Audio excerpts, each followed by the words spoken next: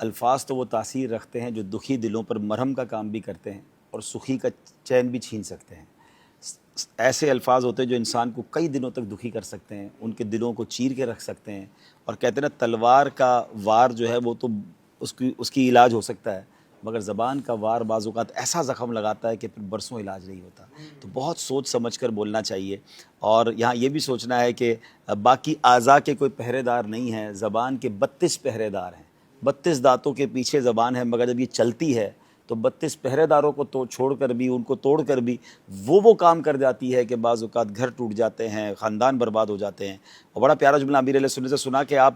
کئی بار بول کر پچھتائے ہوں گے، خاموش رہ کر شاید آپ نہیں پچھتائے ہوں گے، یار میں نہ کہا ہوتا تو اچھا تھا، یہ ایسا کیوں کہہ دیا، یہ جملہ نہیں کہنا چاہیے تھا، فلاں کو برا لگ گیا۔ تو اگر پہلے ہی سوچ لیا جائے کہ میں کیا بولنے جا رہا ہوں، جیسے آپ نے فرمایا ایکچولی یہی وہ چیزیں ہیں جو پہلے تو تکار ابے تبے، اور ایک وقت آتا ہے پھر بدتمیزی پر انسان اتر آتا ہے، پھر اس کو احساس ہی نہیں ہوتا، اس کو لگ رہا ہوتا میں نارمل بات کر رہا ہوں۔ کچھ لوگوں کی زندگی میں سلینگ ورڈز جو ہیں وہ نارملائز ہیں، ان کو لگتا ہے تو نارمل سی بات ہے، لیکن وہ کسی مہذب محفل میں بیٹھتے ہیں تو وہ ایک جملہ باقی سب کو چونکا دیتا ہے کہ یار یہ کیا بات کر دی انہوں نے۔ میں کچھ الفاظ، بہت خوبصورت تحریر ماشاءاللہ میں عطا کی گئی تو میں پڑھ کے سنانا چاہتا ہوں کہ بہترین الفاظ کا جو چناؤ ہے فرق کتنا زبردست ہو جاتا ہے۔ یعنی آپ دیکھیں کہ جو جملے میں آپ کو بتاؤں گا کہ وہ ٹیمپریچر کو کم کرتے ہوئے نظر آئیں گے، سختی سے نرمی میں بدلتے ہوئے نظر آئیں گے، ماحول کو خوشگوار بناتے ہوئے نظر آئیں گے۔ ناظرین ذرا غور سے سنیے گا، کھا لو اس کی جگہ کھا لیجئے،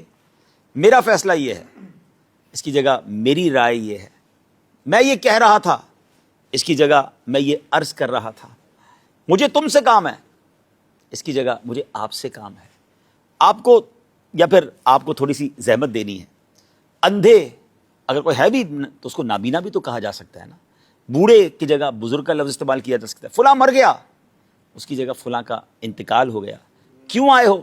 کی جگہ کیسے تشریف آوری ہوئی، کیسے تشریف لائے، وہ بڑا بندہ مصیبت میں پڑ گیا اس کی جگہ آزمائش آ گئی، آزمائش میں گرفتار ہو گیا، آپ غلط کر رہے ہیں کہہ رہے ہیں یا آپ غلط بول رہے ہیں اس کی جگہ میری ناقص رائے ہے کہ یہ بات اس کی بجائے اس طرح ہے۔ آپ نے بات تو پہنچا دی نا، پہلے یہ غور کر لیں کہ ہم بات پہنچاتے ہوئے، بات کرتے ہوئے سامنے والے کو ذلیل کرنا چاہ رہے ہیں، یہ سامنے والے کو اپنی بات اچھے انداز میں پہنچانا چاہ رہے ہیں۔ اس طرح شوگر کوٹڈ کر کے بھی تو بات کی جا سکتی ہے نا۔ اچھا آپ میری بات سمجھے نہیں ہیں، یہ بھی ایک جملہ ہے اور لوگ نارملی کہتے ہیں تمہیں سمجھ ہی نہیں آتی، اس کی بجائے اگر یہ کہہ دیا جائے کہ شاید میں اپنی بات آپ کو سمجھا نہیں پایا ہوں، لک ایٹ دا وے،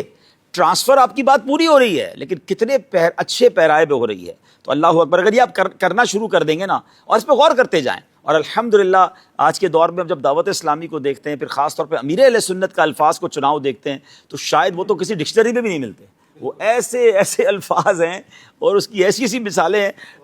اور خاص طور پہ جب ادب کے مقام کے بارے میں آپ ذکر فرماتے ہیں، اور پھر تو وہ الفاظ کا وہ چناؤ ہے کہ جو بندہ کہیں سے بھی نہیں ڈھونڈ سکتا۔